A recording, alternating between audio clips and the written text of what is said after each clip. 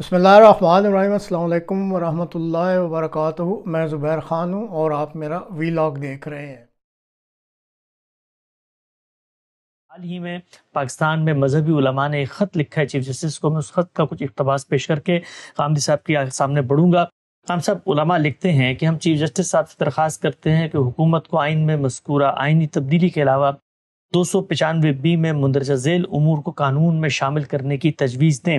سب سے پہلی یہ کہ احمدیوں کی جگہ قادیانی غیر مسلم اور لاہوری غیر مسلم کہا جائے، انہیں احمدی نہ کہا جائے، کیونکہ احمدی محمدی تو عام مسلمان ہوتے ہیں۔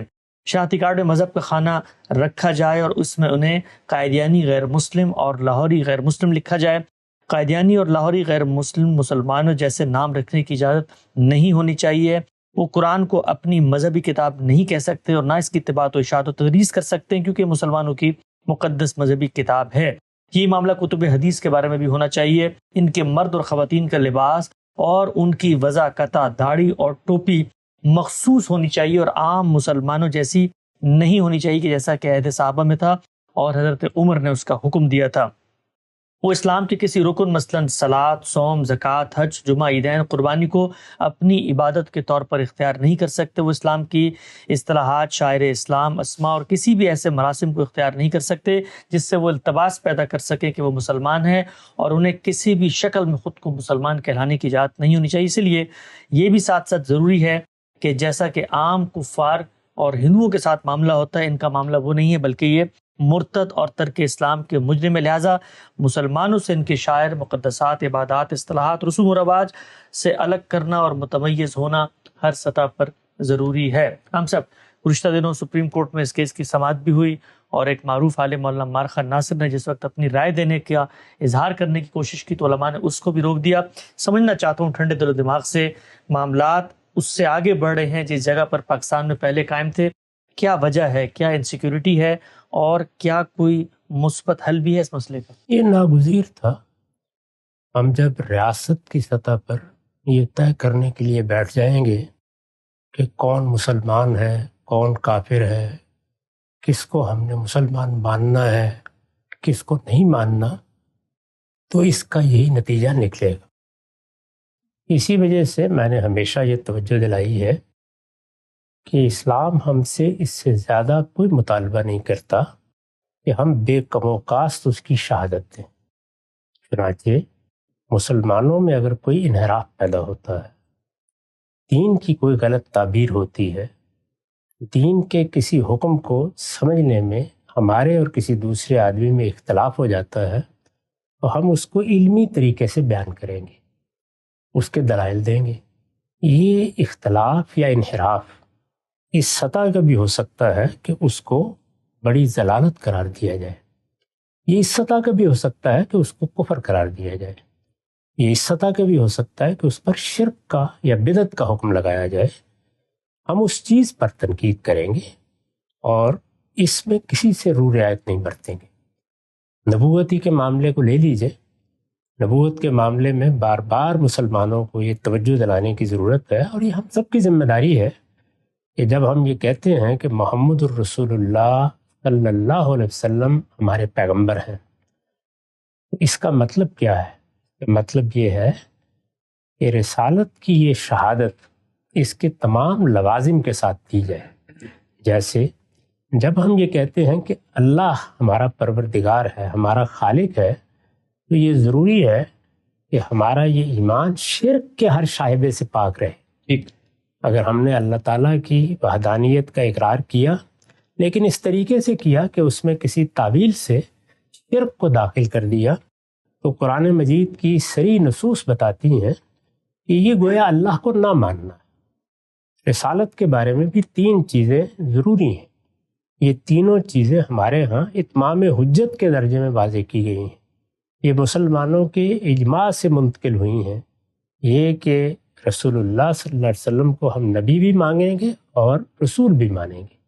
یہ بات کہ رسول اللہ صلی اللہ علیہ وسلم کی نبوت یہ الی الخلق کافہ ہے، یعنی یہ پوری دنیا کے لیے ہے، قیامت تک کے لیے ہے، اس میں کوئی انقطاع نہیں، اور یہ کہ نبوت کا سلسلہ آپ پر ختم کر دیا گیا ہے۔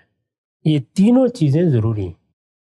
نبی اور رسول دونوں ماننا، نبوت کو پوری دنیا کے لیے، پوری انسانیت کے لیے اور قیامت تک ماننا، اور اب کسی دوسری نبوت کے امکان کی نفی کر دینا۔ تینوں چیزیں ضروری ہیں۔ ان میں سے کسی چیز کا بھی اگر انکار کیا جائے گا تو یہ گویا رسول اللہ صلی اللہ علیہ وسلم کو نہ ماننا ہے، یہ کفر ہے۔ اسی اصول پر قرآن نے مسیحیوں پر تبصرہ کرتے ہوئے یہ کہا کہ وہ لوگ جنہوں نے یہ کہا ہے کہ مسیح خدا کے بیٹے ہیں یا مسیح تو گویا خدا ہی ہیں، یہ تو ذات باری کی تجسیم ہو گئی ہے، تو کیا کہا؟ لقد کفر الذین قالوا، یعنی اگر آپ نے جس طرح اللہ کو ماننا چاہیے اس طرح نہیں مانا تو یہ بھی انکار ہے، جس طرح محمد الرسول اللہ کو ماننا چاہیے اس طرح نہیں مانا تو یہ بھی انکار ہے۔ یہ وہ جگہ ہے جہاں کھڑے ہو کر ہر عالم کو، ہر مسلمان کو اپنے دین کو بیان کرنا، دین کو واضح کرنا، بیان کرنا، اس طرح واضح کرنا کہ ہماری اگلی نسلیں بھی اس کو سمجھیں، اس کی شہادت دیں، ہر پہلو سے اس کو جان کر اپنے دین کی حفاظت کریں۔ دین کی حفاظت فرد کے اپنے رویے سے ہوتی ہے، یہ صحیح طریقہ ہے۔ اس میں جب ریاست کو استعمال کیا جائے گا تو یہی کچھ ہوگا، یہ اس کا لازمی نتیجہ ہے، اس لیے کہ جب ایک شخص نے ایک رائے اختیار کی وہ رائے غلط ہے، اس نے تعویل کی وہ تعویل غلط ہے، اس نے قرآن کی کسی آیت کا مطلب سمجھا وہ مطلب غلط ہے، اب آپ یہ کہیں گے کہ تم یہ بات نہ کہو، جب بھی آپ بات کہیں گے تو اس کا مطلب یہ ہے کہ اب آپ اس پر جبر کر رہے ہیں، یا وہ آپ کی بات مان کر وہ کہنا چھوڑ دے تو گویا اپنا مذہب چھوڑ دے، اپنی تعویل چھوڑ دے، اپنی رائے سے رجوع کر لے، اور اگر وہ آپ کی بات نہیں مانتا تو پھر آپ قانون کا تعزیانہ برسائیں گے، ماریں گے، پیٹیں گے، جیل میں ڈالیں گے، یہی کریں گے نا، یعنی کوئی سزا دیں گے۔ یہ وہ چیز ہے جو پھر لازمی نتیجے کے طور پر پرسیکیوشن میں یا مذہبی جبر میں بدل جاتی ہے، اور ہمارے دین میں یہ بتایا گیا ہے کہ مذہبی جبر یعنی کسی کو زبردستی یہ کہنا کہ تم اپنی رائے چھوڑ دو یا اپنے شاعر چھوڑ دو یا جس چیز کو تم دین سمجھتے ہو وہ غلط ہے، صحیح ہے، اس کو چھوڑ دو، یہ مذہبی جبر ہے اور یہ فتنہ ہے، اور الفتنہ تو اشد من القتل، یہ قتل سے بھی بڑا جرم ہے، اس لیے اس کا حق ہمارے پروردگار نے ہم کو نہیں دیا۔ ہمارا کام یہ ہے کہ ہم شرک کو بیان کریں، کفر کو بیان کریں، اور اپنی نسلوں کو اچھی طرح تربیت کریں کہ وہ شرک اور کفر کا فرق واضح طور پر جان سکیں، اور ایمان اور کفر کا فرق بھی جان سکیں، اور اگر کوئی ایسی چیز جو ضلالت ہے، گمراہی ہے، ان کے سامنے آئے تو اس سے اظہار برات کر سکیں یا اس کی غلطی واضح کر سکیں۔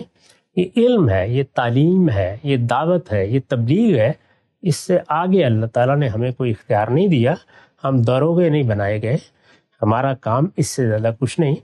یہ جو کچھ آپ نے پڑھ کے سنایا ہے اگر آپ یہ کریں گے تو اس کا نتیجہ اس کے سوا کچھ نہیں ہے کہ پھر یا تو ان لوگوں کو مار کر فارغ ہو جائیں یا اپنے ہاں سے نکال کر کہیں بحیرہ عرب میں ڈال دیں، اس کے سوا کوئی اور راستہ ہی نہیں ہے۔ یہ تو آپ یہ مطالبہ کر رہے ہیں کہ وہ اپنا دین چھوڑ دیں، وہ اپنا دین چھوڑ کیسے سکتے ہیں؟ اگر وہ اپنا دین چھوڑ دیں تو بحث ہی ختم ہو جائے۔